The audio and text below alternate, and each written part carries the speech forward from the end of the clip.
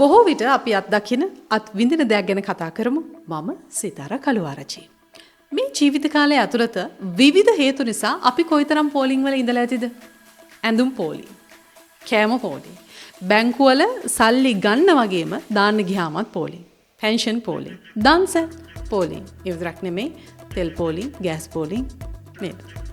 කාලේ කාගෙන කකුල් කඩਿੱතුව එනකන් දිග පොලිමක හිටගෙන ඉන්නකොට කවුරු හරි මැදින් පැනලා ඇවිත් ඔයාට කලින් හිටගත්තහම ඔයාට කොහොමද ඒක දැනෙන්නේ?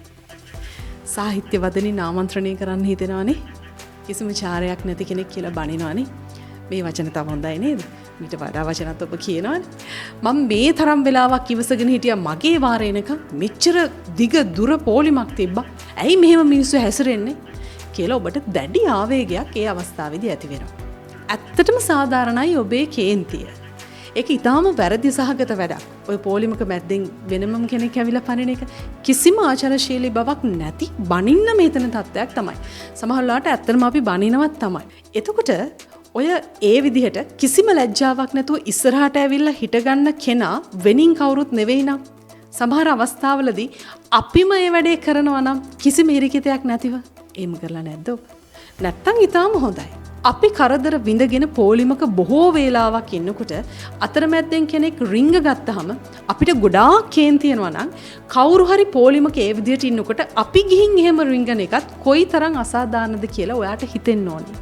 එහෙම හිතනවා නම් ජීවිතේ කිසිම දවසක අපි ඒ වැරද්ද කරන්නේ නැහැ. ඇත්තටම අපි කවුරුත් ආසාවට ගිහින් පොලිමක හිටගෙන ඉන්නේ නැහනේ. ඒක ටිකක් අපහසු වැඩක්. එහෙම වෙලාවක ෂේප් න්‍යායෙන් ගිහින් පොලිමක ඉස්සරහා හිට ගන්න එක හරිම නරක වැඩක්, හරිම නරක පුරුද්දක්. ඔයා කොයි වගේ හිතන පතන කෙනෙක්ද කියලා අන් අයට අවබෝධ කරගන්න පුළුවන් ඒ වගේ හැසිරීමක් ඇතුලේ. මොන පොලිමක හිටියත් කිසිම දවසක මෙහෙම දේවල් ඔබ කරන්න එපා. නොදන්නවා වගේ ඇවිත් පොලිමේ ඉස්සරහටම හේතු වෙන්න එපා. වේගයෙන් ඇවිත් අනික් මිනිස්සු පෙරලගෙන පොලිමට එකතු වෙන්නත් එපා. පොලිමේ ඉස්සරහා ඔයාට ඉස්සරහා ඉන්න කෙනාට තුරුල් වෙලා වගේ ඉන්න එයාගේ අස්සටම යන්න රිංගන කරන්නත් එපා. ගෙදර ඉන්න සියලුම සමාජිකයෝ ටික පොලිමේ තියාගන්නත් එපා. කවුන්ටර් 3-4ක් තියෙනවා නම් ඒ 3-4ටම නියෝජිතයෝ දාලා පොලිං වල තියලා ඉස්සෙල්ලාම ලැබෙන කවුන්ටරේ තියනවා නේද? ඒක හොයාගෙන යන්නත් එපා. අඩුම තරමින් පොලිමක ඉන්න තරම්වත් ඉවසීමක් වෙනයක් නැද්ද අපිට? ඊටාම දීර්ඝ පොලිමක ඉන්න අකමැති නම් මිලදී ගැනීම නොකර ඉන්නේ කොහොඳයි කියලා හැඟෙන වෙලාවල් නැද්ද ඔබට? එහෙම ඇතිනේ. ඔබේ මේ නොයිවසීම හරහා කියන්නේ ඔබ ඊටාම ආත්මාර්ථකාමී කෙනෙක්. හීන පෞරුෂයක් හෝ හොඳ පෞරුෂයක් නැති කෙනෙක් කියලා. අන් අයට ඔබේ හැසිරීම පේන්නේ අනුවණකමක් හැටියට. සරලවම මෝඩකමක්. ඇයි අපි අන් අය ඉස්සරහා මෝඩකම් කරලා පෙන්වන්නේ? ඒක කරන්න එපා. පොලිමක ඉන්නකොට ඔයා කරන්න ඕන මොනවද? කිව් එකක පොලිමක ඉන්නකොට මුලින්ම නොසන්සුන් නොවි ඉන්න. ඒ කියන්නේ සංසුන් වෙලා ඉන්න කියන එක. ඔබ විතරක් නෙමෙයි කිසිම කෙනෙක් ආසාවට පොලිමේ ඉන්නේ නැහනේ. ඒ නිසා ඔබට දැනෙන හැඟීමමයි අනික් කෙනාටත් දැනෙන්නේ තියෙන්නේ. ඊළඟට පොලිමක ඉන්නකොට අනික් කෙනාගේ කරේ ඉන්න එකත් නවත්තන්න ඕනේ. ඒ කියන්නේ ඒ කෙනෙකුගේ හුස්ම වැටෙන මට්ටමට පෞද්ගලික දුරස්ථභාවයක් හැම වෙලෙම පොලිමකදී තියාගන්න. ඕනම කෙනෙකුට පෞද්ගලිකත්වයක් තියෙනවානේ. අනික් අය එක ගොඩට හිටියා කියලා ඔයත් ඒකම කරන්න යන්න අවශ්‍ය නැහැ. ඔයා වෙනස් වෙන්න. එතකොට ඔයාගේ ක්‍රමය අනුව අනික් අයත් ක්‍රමයෙන් වෙනස් වෙයි. අඩුම අඩි දෙකක්වත් දුරින් ඉන්නවා නම් තමයි වඩාත් සුදුසු. ඊළඟට දීර්ඝ පොලිමක අමාරුවෙන් ඉඳලා ඔයාගේ වාරේ එනකොට ඔයා සූදානම් වෙලා ඉන්න ඕනේ. ඔන්න බලන්න ඕන දේවල්. ඔයාට අදාළ බඩු ටික ගත්තද? සල්ලි ගත්තද? සල්ලි අතේ තියෙනවද? ලෑස්තිද? වොලට් එක අතේද? ඒක බෑග් එකේද? සල්ලි දෙනවද? කාඩ් එක දෙනවද? වවුචර් එකක් තියෙනවා නම් ඒක ඔයා ළඟ තියෙනවද වගේ කවුන්ටරේ ළඟට යනකොට එතනදී ඔයා දෙන්න අවශ්‍ය ටික ඔයාගේ අවස්ථාව වෙන්න කලින් ලෑස්ති කරලා තියාගන්න ඕනේ. ඒක හරීම වැදගත් සහ ඒක හරීම වටිනවා.